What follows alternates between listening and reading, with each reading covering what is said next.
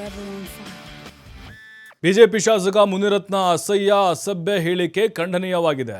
ಕಾಂಗ್ರೆಸ್ ಮಹಿಳಾ ನಾಯಕಿ ಕುಸುಮಾ ಹನುಮಂತರಾಯಪ್ಪ ವಾಗ್ದಾಳಿ ನಡೆಸಿದ್ದಾರೆ.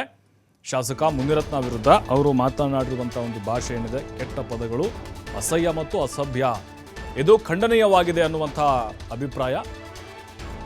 ಅವರ ಪ್ರತಿಸ್ಪರ್ಧಿಯಾಗಿದ್ದಂಥವರು ಕುಸುಮಾ ಹನುಮಂತರಾಯಪ್ಪ ಈಗ ಹರಿಹಾಯ್ದಿದ್ದಾರೆ. ನಾನು ದೂರುದಾರ ಚಲುವರಾಜು ಅವರಿಗೆ ಧನ್ಯವಾದವನ್ನು ಹೇಳ್ತೇನೆ. ನೊಂದವರ ಪರ ಹಾಲಿ ಶಾಸಕರ ವಿರುದ್ಧ ತಮ್ಮ ಧ್ವನಿಯನ್ನು ಎತ್ತಿದ್ದಾರೆ. ಚಲುವರಾಜು ಅವರು ಮುಂದೆ ಬಂದು ಜಾತಿ ಕಿತ್ತಾಟಗಳನ್ನು ಮಾಡುವಂತೆ ಮುನಿರತ್ನ ಮಾಡಿದ್ದಾರೆ. ಇದು ಸರಿಯಲ್ಲ. ಚುನಾವಣೆ ವೇಳೆ ನನ್ನ ವಿರುದ್ಧವೂ ಕೂಡ ಅವರ ಬೆಂಬಲಿಗರು ದೌರ್ಜನ್ಯವನ್ನು ಎಸಗಿದ್ರು. ಅಂದು ಅವರು ಮಂತ್ರಿಯಾಗಿದ್ದ ಕಾರಣ ನನಗೆ ನ್ಯಾಯ ಸಿಗಲಿಲ್ಲ. ಆ ಸಂದರ್ಭದಲ್ಲಿ ನಮ್ಮ ತಂದೆ ಚಿತಾವಣೆ ಇದೆ ಅನ್ನೋರು ಒಮ್ಮೆ ಯೋಚನೆ ಮಾಡಿ.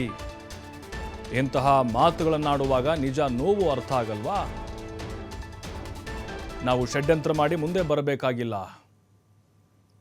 ಆ ಅವಶ್ಯಕತೆಯೂ ನಮಗಿಲ್ಲ ಅಂಥೇಳಿ ಕುಸುಮಾ ಹೇಳಿದ್ದಾರೆ. ಒಬ್ಬ ಶಾಸಕರ ನಿಜ ಮುಖವನ್ನ ಇಡೀ ಸಮಾಜದ ಮುಂದೆ ತೆರೆದಿಟ್ಟಿದ್ದಾರೆ. ಹೌದು, ಅಲ್ಲಿ ಜಾತಿಗಳ ಮಧ್ಯೆ ಮಾತಾಡಿರುವಂಥದ್ದು, ಒಕ್ಕಲಿಗ ಸಮುದಾಯದ ಬಗ್ಗೆ ಮಾತಾಡಿದ್ದಾರೆ, ದಲಿತರ ಬಗ್ಗೆ ಕೀಳು ಮಟ್ಟದ ಪದಗಳನ್ನು ಉಪಯೋಗಿಸಿದ್ದಾರೆ.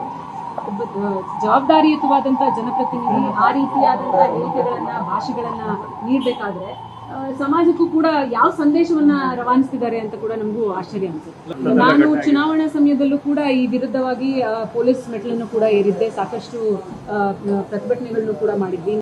ಪೊಲೀಸ್ ಸ್ಟೇಷನ್ ಅಲ್ಲಿ ಹೋಗಿ ಪ್ರತಿಭಟನೆಯನ್ನ ಮಾಡಿದಾಗ ಅವತ್ತಿದ್ದಂತಹ ಸಂದರ್ಭದಲ್ಲಿ ಅವರು ಬಹಳ ಪ್ರಭಾವಿಗಳು, ಮಂತ್ರಿಗಳಿದ್ದಂತಹ ಸಂದರ್ಭ ಅದು.